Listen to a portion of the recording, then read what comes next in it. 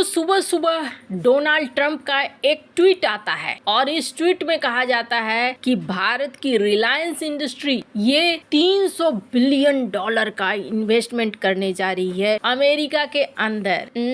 Donald Trump कहीं कुछ ज्यादा तो नहीं बोल रहे हैं? और असल में ऐसा क्या है? बहुत सारे भारतीय भी चौंके हैं, ये कौन सी खबर है और रिलायंस इतना बड़ा इन्वेस्टमेंट अमेरिका के अंदर क्यों कर रहा है? क्या डोनाल्ड ट्रंप किसी को शांत करना चाहते हैं, चुप करना चाहते हैं, जिसकी वजह से इतनी बड़ी घोषणा की है? क्या सच है? जियोपॉलिटिक्स में इस वक्त बहुत कुछ चल रहा है। हमेशा की तरह वर्ल्ड मिरर के इस एपिसोड में जानने को मिलेगा बहुत कुछ, इसलिए वीडियो को अंत तक जरूर देखें। अंबानी परिवार ये ना दिमाग के बेहद तेज रहे हैं शुरू से। ऐसा नहीं है कि मुकेश अंबानी 1970 और 1990 का जब दशक था और जब 1958 में रिलायंस की स्थापना धीरू भाई अंबानी ने की, लेकिन 1958 में इस स्थापना के बाद तुरंत से कंपनी आगे नहीं बढ़ी। कंपनी असल में कब आगे बढ़ी? 1970 से 1980 में, और तब इन्होंने तगड़ी वाली रफ्तार हासिल की। कैसे? 1980 में रिलायंस ने अमेरिकी कंपनियों के साथ टेक्निकल और फाइनेंशियल पार्टनरशिप शुरू कर दिया। जैसे कि एक अमेरिकी कंपनी के साथ पॉलिस्टर फिलामेंट यार्न प्लांट के लिए सहयोग किया, एक के साथ पीटीए प्रोडक्शन के लिए जो कि एक रसायन था। 1995-96 में रिलायंस ने नैनएक्स के साथ जॉइंट वेंचर किया और रिलायंस टेलीकॉम प्राइवेट लिमिटेड शुरू किया और टेलीकॉम सेक्टर में पहला कदम किया। फिर 1997 में रिलायंस एशिया की पहली कंपनी बन गई जिसने अमेरिकी डेब्ट मार्केट में 50 और 100 साल के बॉन्ड जारी किए। ये अमेरिकी निवेशकों के लिए एक बड़ा आकर्षण था। फिर आया साल 2000 और 2010। मुकेश अंबानी के हाथ में आया रिलायंस का चार्ज और अमेरिका के एनर्जी सेक्टर में अंबानी ने पैसे लगाए। साल 2010 अमेरिकी company Atlas energy, pioneer natural resources, carriers oil and gas इनके साथ जॉइंट वेंचर किया। मुकेश अंबानी ने बैंक ऑफ अमेरिका के बोर्ड में डायरेक्टर बनकर अमेरिका के साथ एक मजबूत लिंक भी स्थापित किया। साल 2018 रिलायंस ने अमेरिकी कंपनी रेडिसिस कॉरपोरेशन को खरीद लिया। साल 2022 रिलायंस ने सेंस हॉक इंक में एक बड़ी हिस्सेदारी ली जो रिन्यूएबल एनर्जी से जुड़ी हुई है। साल 2020 जियो प्लेटफॉर्म में अमेरिकी टेक जायंट्स ने निवेश करना शुरू किया। फेसबुक मेटा ने 5.7 बिलियन डॉलर का पैसा लगाया है जियो प्लेटफॉर्म में। गूगल ने 5 बिलियन डॉलर का। Silver lake, Intel, general Atlantic, TPG इनके अमेरिकी फंड्स के कुल 20 बिलियन डॉलर भारत में रिलायंस कंपनी में लगे। और रिलायंस ने फिर साल 2024 में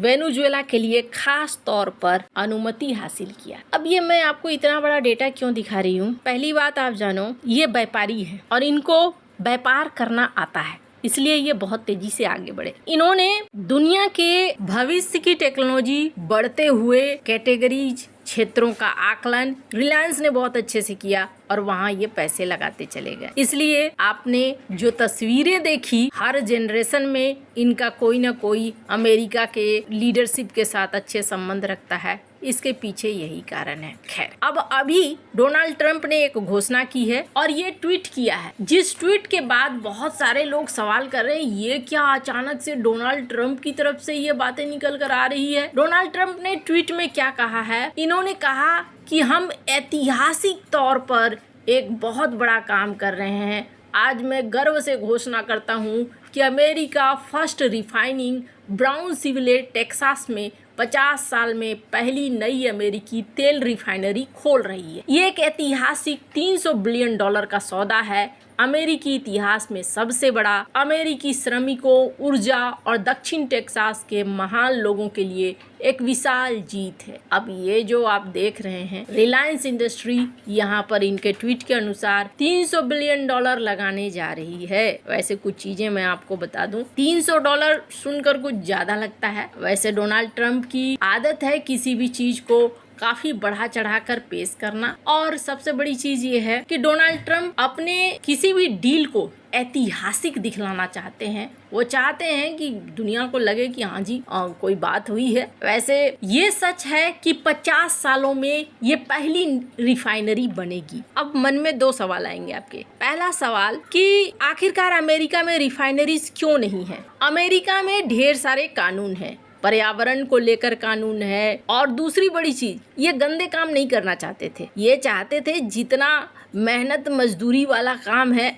वो काम बाहरी करें और हम क्या करें, हम साफ सुथरे काम को करें। सॉफ्टवेयर बनाना है वो सब काम करें। तो इनके देश में ज्यादातर ऐसे काम आउटसोर्स किए गए, चाहे वो रेयर अर्थ मटेरियल का हो चाहे तेल का हो। शुरुआती दौर में था, फिर धीरे धीरे वो सारी चीजें बंद हो गया और ये लोग व्हाइट कॉलर जॉब में ध्यान देने लगे। अब इनको समझ में आ रहा है कि नहीं, रिफाइनरी भी अपने पास होनी चाहिए। अब सवाल ये है कि रिलायंस इतना बड़ा इन्वेस्टमेंट क्यों कर रहा है। दूसरा तो वेनेजुएला पर एक तरीके से इनका कब्जा है और अब वेनेजुएला का तेल पहुंच रहा है अमेरिका। अमेरिका इस तेल को रिफाइन करना चाहता है और रिफाइन करके इस तेल को बेचना चाहता है दुनिया भर में और खुद के लिए भी इस्तेमाल करना चाहता है। वेनेजुएला के तेल की कैटेगरी अलग है, ये काफी गाढ़ा होता है। वैसे तो इसे माना नहीं जाता है कि बहुत अच्छे किस्म का ये तेल नहीं है। इसे प्रोसेस करना, इसे रिफाइन करना सबके बस की बात नहीं है। रिलायंस ने जामनगर में इस तरीके के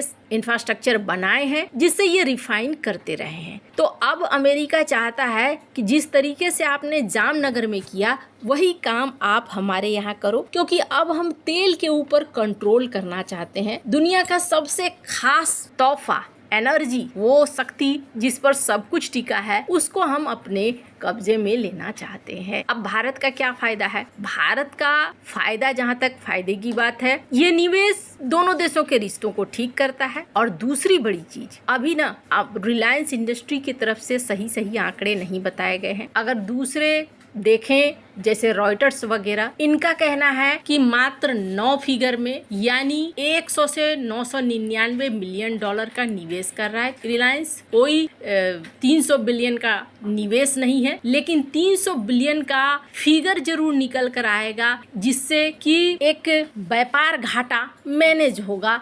वो भविष्य की बात है, यानी ये एक अनुमानित प्रभाव है 300 बिलियन डॉलर का। ये सीधा वैल्यू नहीं है, ये रॉयटर्स के इस आर्टिकल से ऐसा लगता है। पर हाँ, रिलायंस के लिए खुद ये एक काफ़ी बड़ा इन्वेस्टमेंट है और एक लॉन्ग टर्म इन्वेस्टमेंट है। एक बड़ी जीत बोल सकते हैं इस कंपनी के लिए कि अब इस कंपनी को 2 जगह मौके मिलेंगे वेनेजुएला के तेल का इस्तेमाल करने के लिए, एक तो अमेरिका में और दूसरा भारत के अंदर। वैसे आपको क्या लगता है, इन सब मामले में आपकी क्या राय है, कमेंट कर जरूर बताएं। जल्द मिलते हैं अगले वीडियो में नई खबर के साथ।